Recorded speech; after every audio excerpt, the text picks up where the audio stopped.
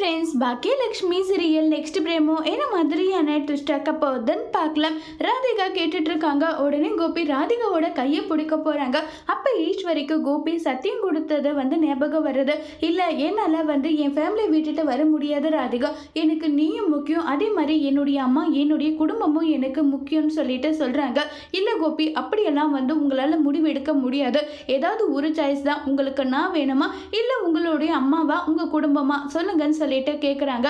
நான் என்னுடைய அம்மாவுக்கு சத்தியம் பண்ணி கொடுத்துருக்கேன். அவங்கள விட்டுட்டு என்னால் எப்படி வர முடியும்? நான் பல விஷயத்தில் பல தப்பு பண்ணியிருக்கேன். அப்போ கூட இப்போ வரைக்கும் என் அம்மா எனக்காக நின்றுருக்காங்க.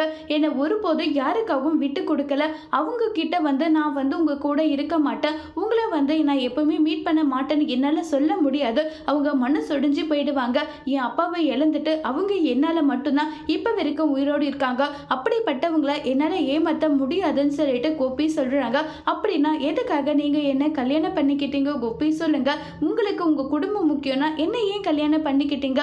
இதுதான் உங்க முடிவுனா நான் உங்க கூட வாழ மாட்டேன். நான் வாழணும்னா இப்படிப்பட்ட கண்டிஷன் நான் போட்டிருக்கேன். இதுக்கு மேல உங்க இஷ்டம் சொல்லிட்டு ராதிகா அங்கிருந்து கிளம்பி போறாங்க. கோபி இப்ப என்ன செய்ய போறாங்கிறத வரப்போற எபிசோட்ல வெயிட் பண்ணி பார்க்கலாம். தேங்க்யூ.